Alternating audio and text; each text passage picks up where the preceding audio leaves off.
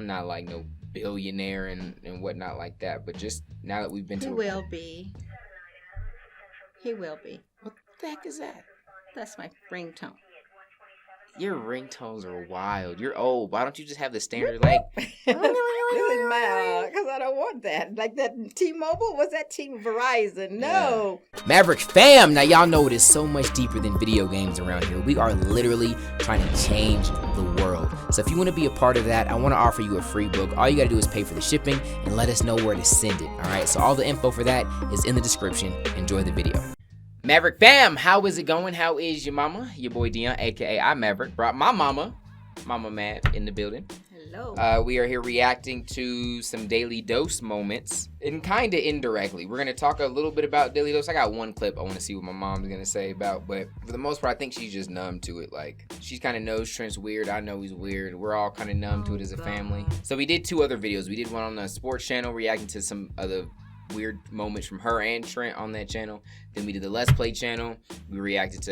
She reacted to Trent getting the girl's number on stream, reacted to Trent humping the couch, stuff like that. And now Trent rubbed his dingling on the door. He rolled it? No, not rolled it, like rubbed it, like on the door. Yeah. So look, here he is. And he dropped his pants and he's rubbing his dingling on the door. Are you really serious? Are you really rubbing your she's in the dingling house on that again? door? I hope Linda bites it off. Get rolled up on, Ninja. It's your Trent. He had his dingling out. What the heck, Trent? Yo, I mean, like, as a mama, he's gonna be a rapist, huh? I hope not. I don't know, but he's definitely sick and twisted. Yeah.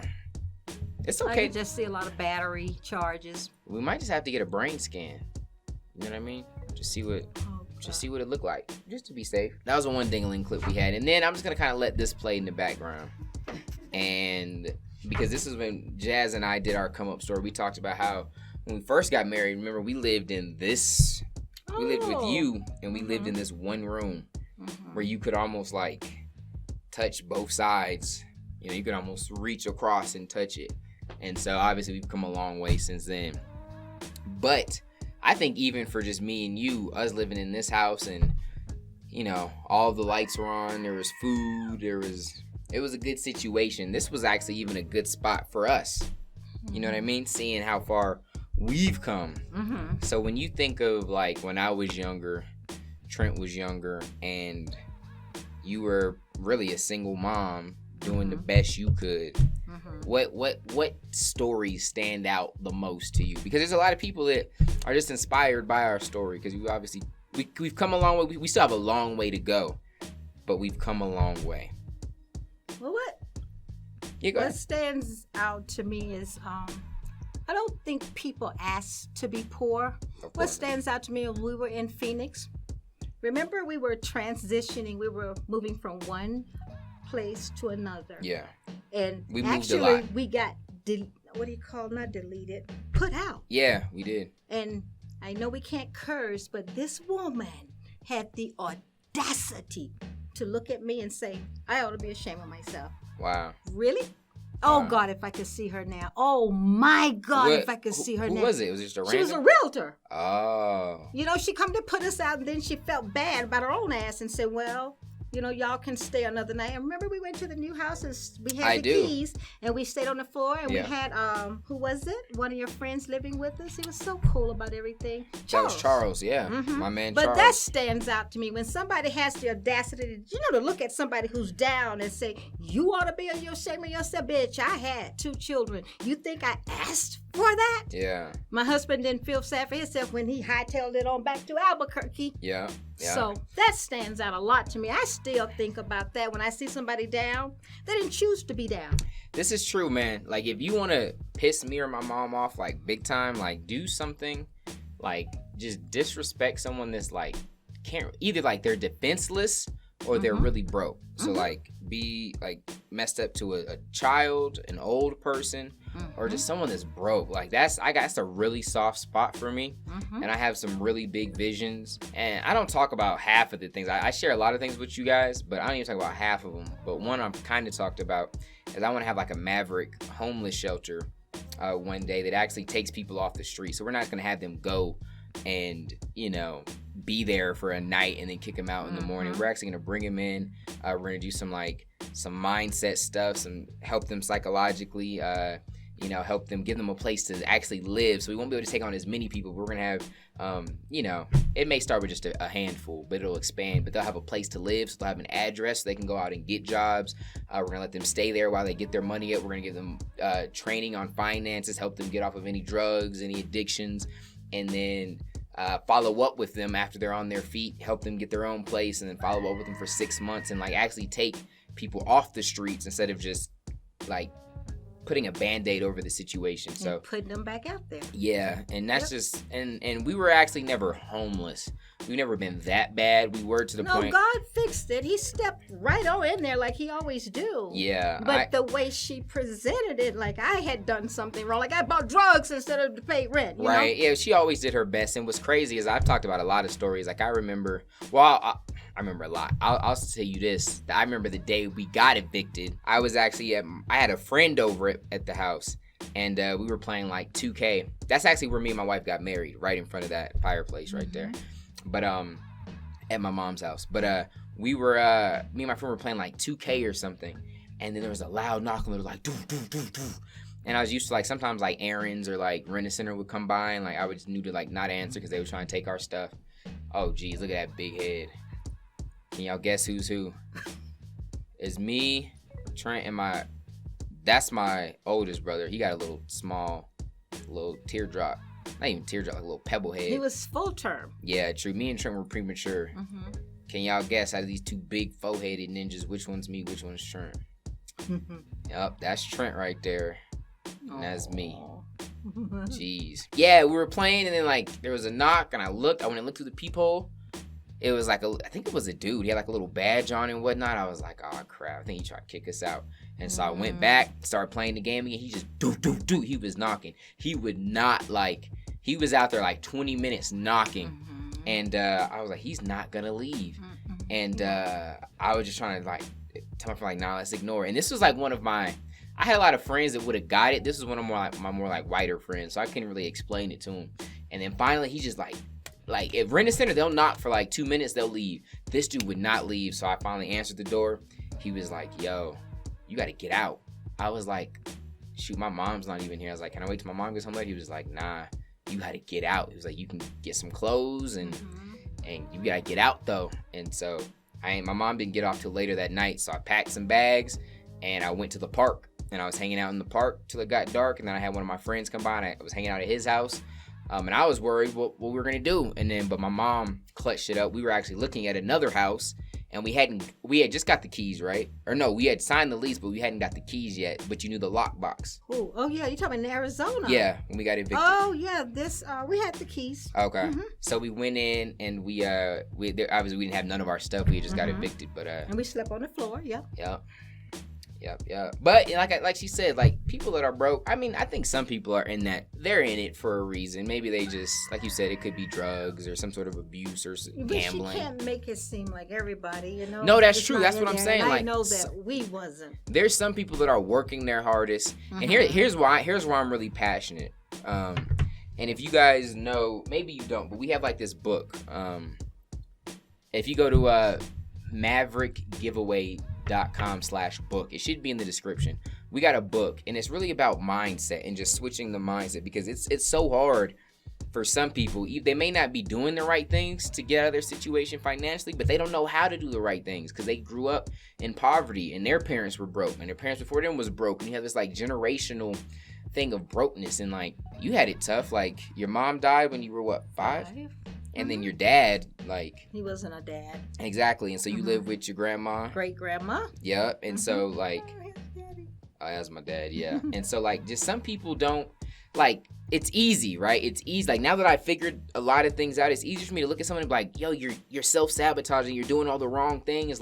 Just do this and your situation will be so much better. But people don't get it. It's so much deeper than that. Some people just don't know to do better, and they're doing the best that they know how. And so if they're in a bad situation financially and people are rude about it or disrespectful, that pisses me off, because I've been there. And I know the days where I remember her crying all night the day before Christmas because she couldn't get me nothing except like this little board game. You remember that? Was that in the apartment? When we were in the apartment. Mm-hmm. Yeah, when we were in the apartment. Yeah. And she was used to doing a lot. She'd have stuff on layaway. She would go crazy like in seasons when we had it to try and get stuff, and we had just a really tough Christmas where, you know, she wasn't able to do nothing. Her and my dad were separated or divorced at that time, and I was just literally a board game, and she was sad, and I could tell I broke her heart. But it wasn't because she wasn't trying. And I remember times we would go to like Taco Bell, and I'd get a couple. We have enough for me to get a couple tacos. We'd pay with like change, and Trent would get a taco, but she wouldn't even eat, you know, because we didn't have enough money for her to eat. You know, there was times where we come home, the lights was off for a while, water was off for a while. We were getting government assistance for food. Like, it was tough, man. I remember the time where we were driving. We had a car where the back or the front window wouldn't stay up. It would fall down.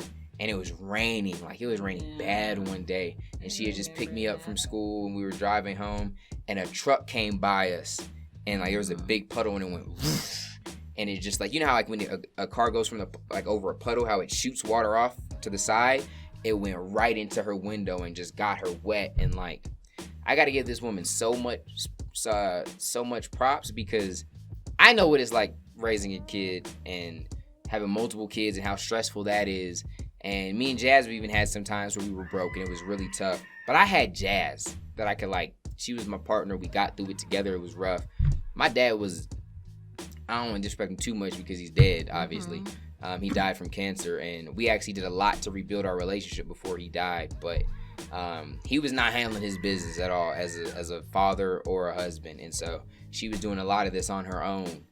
And what was that like mentally? Did you ever have days where you just wanted to give up, and it was, it's kind of tough to keep it together? There was times when I, honest to God, tried to kill myself. Wow. You weren't born. Your little brother wasn't born. Martinez was in womb, pregnant. I was pregnant. Okay. And I got off a bus carrying water because, our water was off. You know those little jugs of water? Oh, yeah. I waited exactly till the bus took off, and I stepped out. And God stepped in. You tried to step in front of the bus? Mm-hmm. And he'd already started. And God stepped in.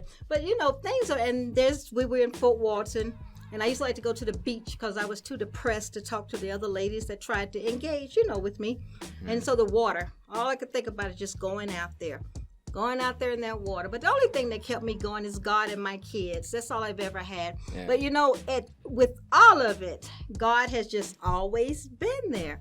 We've never actually been outside. We've never actually been hungry, whether I didn't eat or not. I used to love to stay skinny when I was younger. I didn't eat that much, Mm-hmm. And so God has taken good care of us. But I don't ever, to be in a bad marriage is the worst thing a female can do to herself. Yeah. She can do better all by herself. So that's for whoever. So you've obviously come a long way. So what would you do, or what would you say to someone that may be in a situation? And I have a lot of people like this write me that, they may be suicidal because they just feel like their situation is so bad. They don't see any hope. And they may want to, like you said, step in front of a bus or just go out into the water and disappear. Like, since you can't come from that to obviously being much better, like, what would you say to someone that's struggling? Well, I would say that it's kind of impossible without God because, if you don't have God, it's just easy to step off to the other end because you ain't got nobody to bring you back. But I don't think none of it is worth killing yourself over. Now I'm an old lady and I'm just as happy as I can get to be. But one thing some people have asked me, do you regret being with him? Are you sorry you're with him? And I'm not. Because I learned so much for him. That's where I gained my strength. That's where I got to really experience God. I think that's good. That's actually really good that you say that because so many people will say, you know what, this situation is so tough. God, please remove me from this situation. Mm-hmm. But sometimes God can use that, mm-hmm. right? So one of my favorite verses is Romans 8:28, and it talks about how God can work out all things for the good of those that love him and are called according to his purpose. So like you could be the worst situation that you're in and you would think that the enemy or whoever is out to get you and use that for your bad or your demise, and God can actually flip that. And so that's where she gets her strength. And what's crazy, it's got this amazing ripple effect. Because there's been a lot of times I've had to be strong for my family, just strong in my life, and I got that from this woman.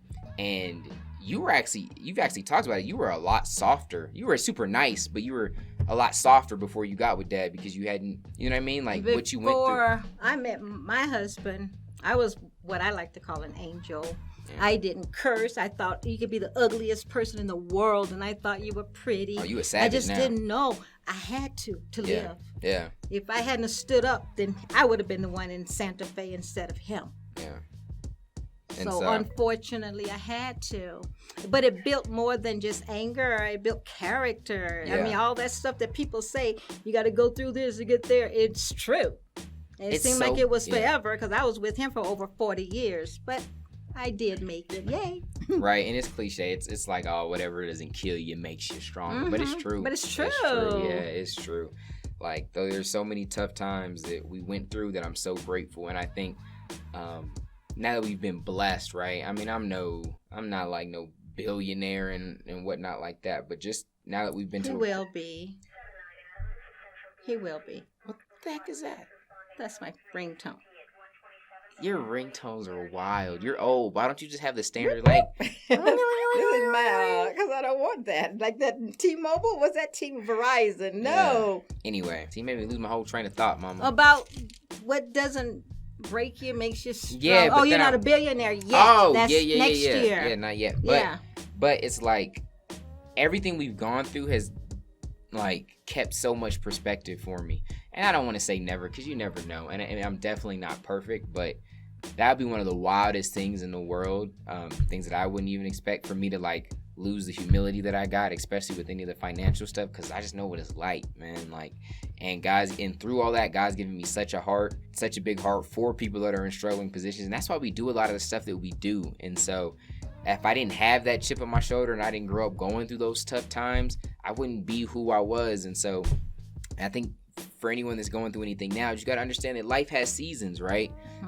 There's the good, there's the bad, there's the ups, there's the downs. That's just like the flow and the seasons of life.